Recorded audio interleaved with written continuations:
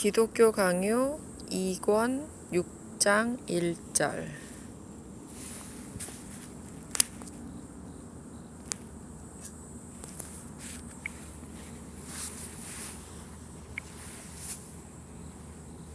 타락한 인간은 그리스도 안에서 구원을 추구해야만 한다. 중보자를 통해서 하나님은 은혜로운 아버지처럼 보인다. 중보만이 타락한 인간을 도우신다. 인류 전체는 아담 안에서 멸망했다. 따라서 우리가 위에서 말한 시초에 있었던 훌륭한 고귀성은 우리에게 아무 유익도 주지 못하고 도리어 큰 수치를 주는 것이 되어버렸다. 그러나 죄로 오염되고 더럽힌 인간은 자기의 작품 인정하시지 않는 하나님은 드디어 자기의 독생자를 통해서 구속자로 나타나셨다. 그러므로 우리는 생명에서 사망으로 전락하기 때문에 우리가 논술한 창조주 하나님께 대한 지식이 있더라도 믿음이 따르지 않으면 그 모든 지식은 아무 쓸데없는 것이다. 그리스도 안에 있는 우리의 하나님 아버지를 보여주는 믿음이 따르지 않으면 그 모든 지식은 아무 쓸데없는 것이다. 자연적인 순서로서는 우주라는 구조가 일종의 학교가 되어 그 안에서 우리가 경건을 배우고 거기서부터 다시 영생과 완전한 복락으로 전진하기로 되어 있었다. 그러나 사람이 반역한 후로 우리는 어느 쪽으로 향하든 간에 보이는 것은 하나님의 저주를 만나게 된다. 우리의 허물 때문에 죄 없는 다른 피조물들까지도 이 저주하에 잡혀 있고 덮여 있으며 우리의 영혼은 이 저주에 압도되어 절망에 빠지지 않을 수 없다. 하나님께서는 여러 가지 방법으로 아버지 같은 사랑을 우리에게 나타내려고 하시더라도 우리는 우주를 보고서 하나님을 아버지라고 생각할 수 없기 때문이다. 우리는 오히려 양심의 가책을 느끼며 하나님이 우리를 자기의 자녀로 전혀 인정하시지 않고 인연을 끊으시는 것은 우리에게 죄가 있으므로 당연하다는 양심의 소리를 듣는다. 우리의 마음도 눈이 어두워져서 참된 것을 깨닫지 못하기 때문에 둔해지고 은혜를 모르게 된다. 우리의 모든 감각도 뒤집혀서 우리는 하나님의 영광을 가로챌 만큼 악하게 되었다. 그러므로 우리는 바울의 발언을 들어야 한다. 하나님의 지혜에 있어서는 이 세상이 자기 지혜로 하나님을 알지 못하는 고로 하나님께서 전도에 미련한 것으로 믿는 자들을 구원하시기를 기뻐하셨도다. 고린도전서 1장 21절 말씀. 수많은 기적이 가득히 들어찬 하늘과 땅, 이 웅장한 극장을 바울은 하나님의 지혜라고 부른다. 이것을 잘 보면 우리는 지혜를 얻어 하나님을 알 수 있었을 것이지만 그 혜택을 받지 못하기 때문에 하나님께서는 그리스도를 믿으라고 우리를 부르시는 것이다. 그러나 불신자들은 이 믿음을 어리석다고 보아서 멸시한다. 그러므로 십자가의 도를 전파하는 것이 우리의 인간적인 성향과 맞지 않더라도 하나님께로 돌아가기를 원한다면 지금 우리가 멀어진 우리의 창조주에게로 돌아가서 그가 다시 우리의 아버지가 되어주시기를 원한다면 우리는 십자가의 전도를 겸손하게 받아들여야 한다. 틀림없이 처음 사람의 타락 이후로 중보를 떠나서는 하나님에 대한 지식에 구원을 얻게 하는 힘이 없었다. 영생은 아버지를 유일하신 참 하나님으로 믿고 그의 보내신 예수 그리스도를 아는 것이니이다 라고 하신 그리스도의 말씀은 그리스도의 시대뿐 아니라 모든 시대를 포함한다. 그러므로 우리가 구원으로 들어가기 위한 유일한 문이라고 모든 성경이 가르치는 그리스도의 은총이 없이 모든 불경건한 자와 불신자들에게 천국을 열어주는 사람들의 어리석음은 더욱더 추악하다. 그러나 그리스도의 이 발언을 복음 전파에 국한하려는 사람이 있다면 이것에 대한 것은 곧 반박할 수 있다. 즉 하나님에게서 멀어지고 저주를 받은 진노의 자녀라고 선언된 사람들은 화해 없이는 하나님을 기쁘시게 할 수 없다는 것은 모든 시대와 모든 민족의 상식인 것이다. 그뿐만 아니라 그리스도께서는 사마리아 여인에게 말씀하셨다. 너희는 알지 못하는 것을 예배하고 우리는 아는 것을 예배하노니 이는 구원이 유대인에게서 남이니라. 이런 말씀으로 그리스도께서는 모든 이방 종교를 잘못된 것이라고 정죄하시는 것과 똑같이 율법 아래에서 구속자가 선민에게만 약속되었다는 그 이유를 알리신다. 따라서 그리스도를 우러러 보지 않는 경배는 결코 하나님을 기쁘시게 하지 못했다는 결론이 된다. 또 이 근거 위에 서서 바울은 모든 이방인들이 하나님이 없고 생명에 대한 희망을 빼앗겼다고 단언한다. 그런데 요한은 처음부터 그리스도에게 생명이 있었고 모든 세계가 그 생명에서 떨어져 나갔다고 하므로 그 근원으로 돌아가야 한다. 그리스도께서도 자기가 화해자이시기 때문에 자기를 생명이라고 선언하신다. 확실히 하늘을 이어받는 것은 하나님의 자녀들 뿐이다. 그뿐 아니라 독생자의 몸에 젖부림이 되지 않은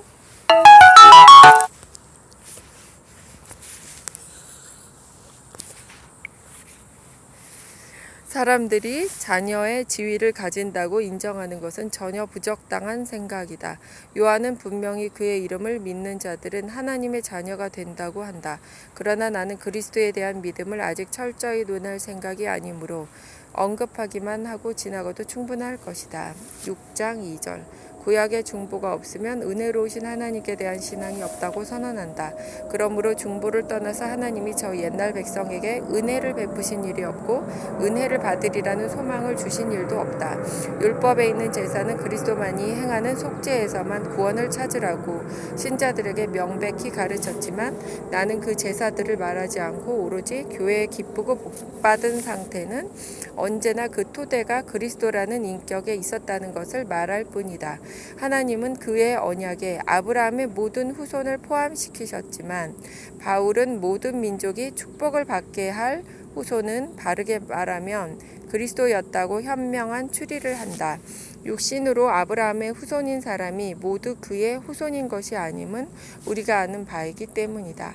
이스라엘과 그 밖의 사람들에 대해서는 말할 것도 없거니와 이삭의 쌍둥이 아들에서와 야곱은 아직 어머니의 태중에 있었을 때부터 하나는 택하심을 받고 하나는 버리심을 받았으니 이것은 어떻게 된 일이었는가?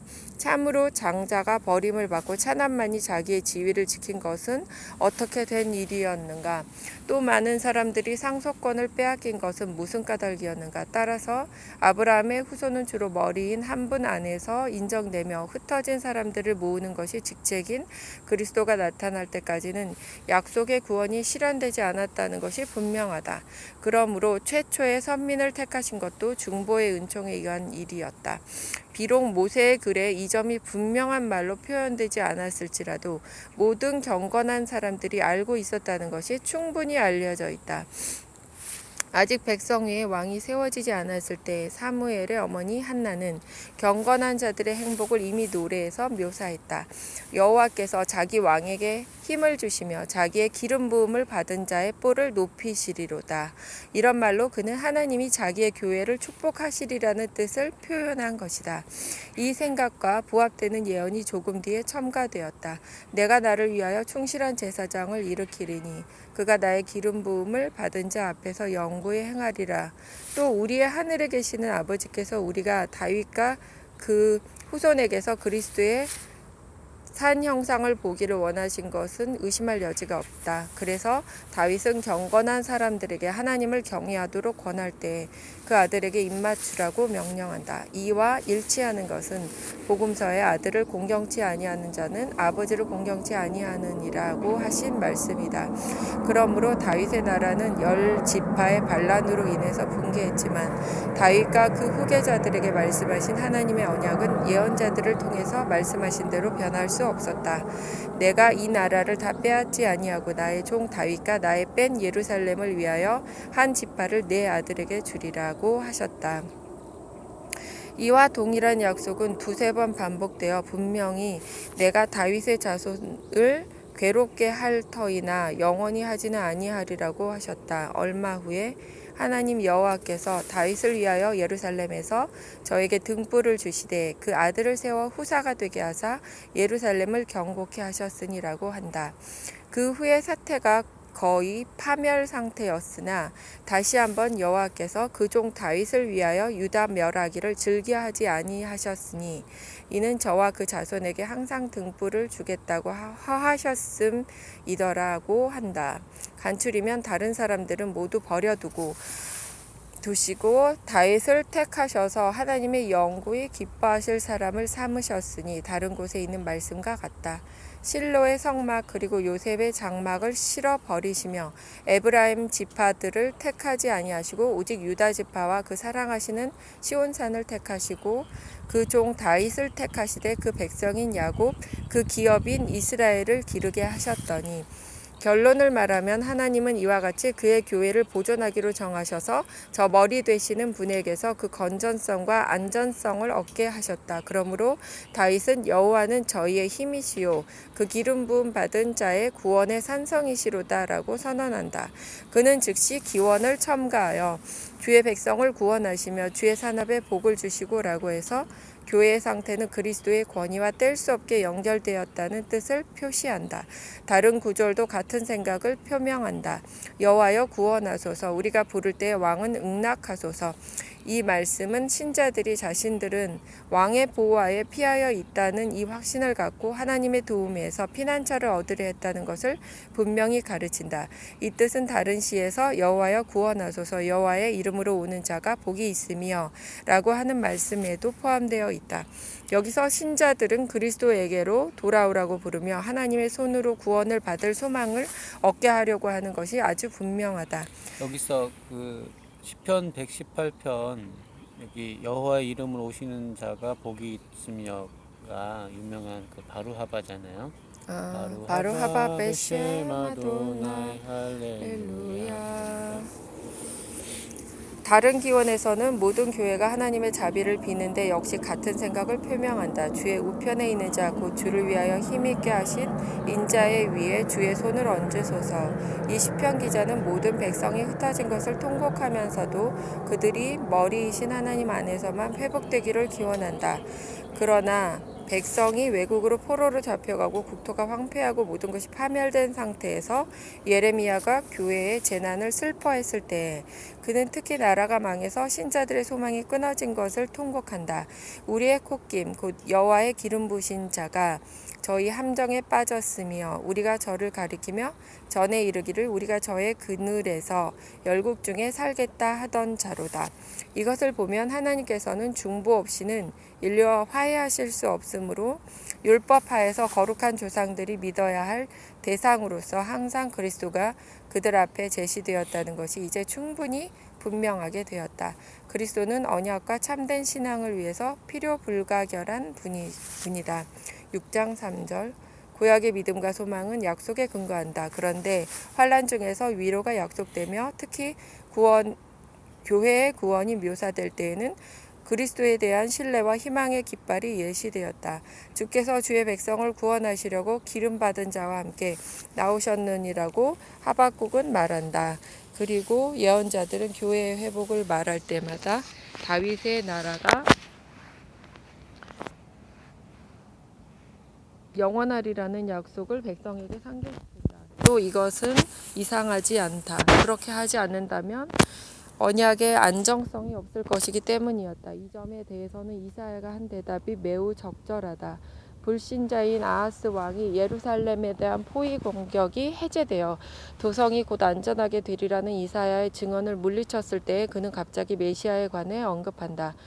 보라 처녀가 잉타하여 아들을 낳을 것이요. 이런 말로 그는 비록 악한 왕과 백성이 고의로 하나님의 약속을 믿지 않으려는 듯이 그들에게 주신 약속을 거부했지만 구속자가 지정된 때에 오실 것이므로 그 언약은 무효하게 되지 않으리라는 것을 간접적으로 알렸다. 간단히 말하면 하나님이 자비하시다는 것을 알리기 위해서 모든 예언자가 항상 애써 선포한 것은 구속과 영원한 구원을 가져올 다윗의 나라였다.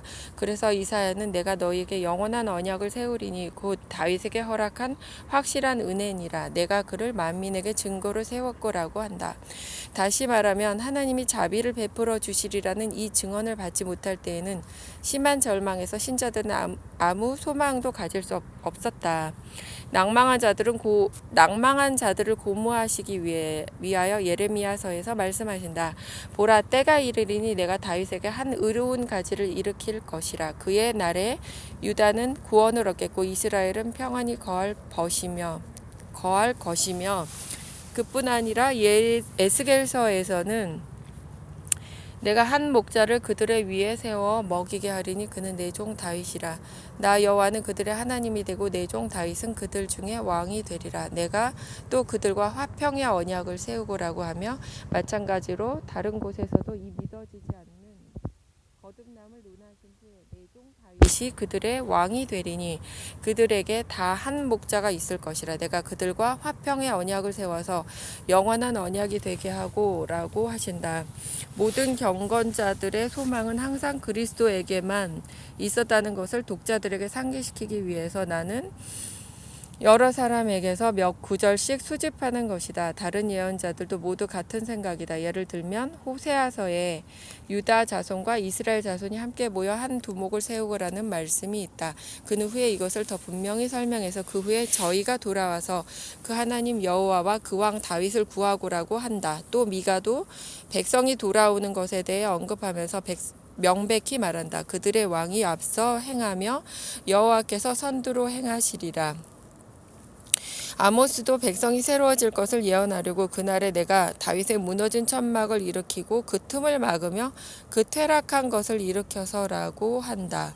이 말씀의 뜻은 내가 다윗의 가문에 다시 한번 왕가의 영광을 일으키리니 이것은 구원의 유일한 가치며 이제 그리스도에게서 실현되리라는 것이다. 그래서 그리스도의 출현 시대에 더 가까워진 스가랴는 더욱 분명히 선포한다.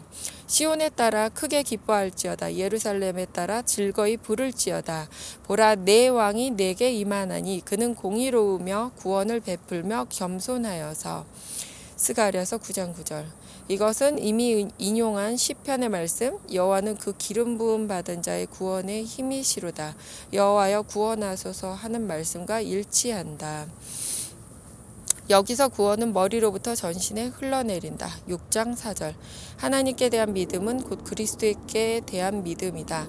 하나님께서는 유대 백성이 이런 예언들을 듣고 깨달아 직접 그리스도를 향해서 해방을 구하게 되기를 원하셨다. 비록 그들은 수치스러운 타락 상태에 빠졌지만 대원칙에 대한 기억을 지워버릴 수는 없었다. 다윗에게 약속하신 대로 하나님이 그리스도의 손을 통해서 교회를 구원하시며 선민을 자기의 백성으로 택하실 그 언약, 져주신 그 언약은 사고부동하리라는 것이 그 대원칙이었다.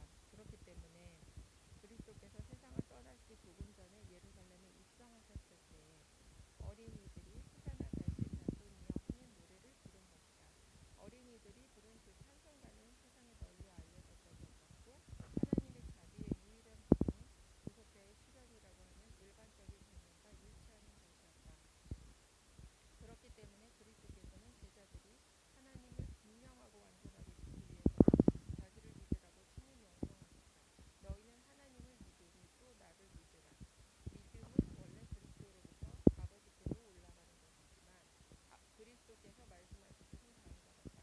곧 믿음은 하나님을 믿는 것이지만 완전히 무슨 믿음을 믿으시니 중보로서 사이에 있지 않으며 믿음은 점점 사라지며 중보가 없으면 하나님은 너무도 존엄하고 높으시기 때문에 땅에서 기어다니는 기러기와 같은 죽을 인생으로서는 도저히 도달할 수 없다는 것이다. 그렇기 때문에 하나님이 믿음의 대상이라고 하는 일반적인 말에 나는 찬성하지만 거기는 조건이 필요하다. 그리스도를 보이지 아니하시는 하나님의 형상이라고 부르는 데는 이유가 없지 않기 때문이다. 이 층호는 우리에게 경고하기를 하나님이 그리스도 안에서 우리와 만나시지 않으면 우리는 구원받았다는 것을 깨달을 수 없다고 한다. 유대인 사회에서는 예언자들이 구속자에 대해서 가르친 것을 율법학자들이 잘못된 해석으로 모호하게 만들었었다. 그럼에도 불구하고 그리스도는 널리 알려져 있었다. 절망 상태에서는 중보의 출현 이외에 다른 방법이 없으며 교회를 해방하는 방법도 달리 없다는 것이 여론과 같이 인정되었다. 그리스도는 율법의 마침이라는 로마서 10장 4절의 말씀은 이 바울의 가르침은 유감이지만 아직 널리 알려지지 않았었다. 그러나 율법 자체와 예언서를 보면 분명히 알 수 있는 것과 같이 바울의 가르침은 바르고 확실하다. 다른 적당한 곳이 있겠기 때문에 여기서는 믿음에 대해서 아직 논하지 않지만 독자들의 의견이 이 점에서 일치하기를 바란다. 즉 경건 생활의 첫째 단계는 하나님이 우리의 아버지시라는 것을 우리를 지켜주시며 주관하시며 양육하시며 드디어 우리를 모아 하나님 나라를 영원한 상속으로 주신다는 것을 인정하는 것이라고. 그렇기 때문에 우리가 최근에 말한 것이 그리스도를 떠나서는 하나님을 안다고 하더라도 구원을 얻게 하는 지식이 될 수 없다고 한 것이 분명하게 된다. 그래서 세상 처음부터 하나님께서는 택하신 모든 사람들 앞에 그리스도를 세우시고 그들이 그를 보며 그를 믿게 하셨다. 이런 의미로 이레니우스도 말하기를 하나님 자신은 무한하시지만 우리의 마음이 그 광대 무변한 영광에 압도되지 않도록 아들 안에서 유한하게 되시고 우리의 작은 척도에서 자기를 맞추셨다고 했다. 광신자들은 이 점을 생각하지 않고 유용한 발언을 불경건한 공상으로 바꿔 마치 하나님의 완전하신 전체에서 흘러나는 신성의 일부분만이 그리스도 안에 있다는 듯이 곡해한다. 그러나 이레니우스의 말은 하나님은 그리스도 안에서만 이해된다는 뜻에 불과하다. 아들이 없는 자에게는 또한 아버지가 없으되라고 한 요한의 말은 언제든지 옳았다. 천지를 만드신 최고의 존엄하신 분을 경배하노라라고 자랑하는 사람들이 많았지만 그들에게 중보가 없었기 때문에 하나님의 자비를 참으로 보지 못했으며 따라서 하나님을 자기 아버지라고 믿을 수 없었다. 따라서 그리스도를 자기의 머리로 모시지 않은 그들은 하나님을 안다고 해도 그 지식은 잠시적인 것에 불과했다. 또 그 결과로 그들은 드디어 유치하고 추악한 미신에 빠져 자기의 무지를 폭로했다. 현재 회교도들도 천지의 창조자는 하나님이라고 힘껏 외치지만 그리스도를 부정하면서 우상으로 진정한 하나님을 대치하고 있다. 7장 1절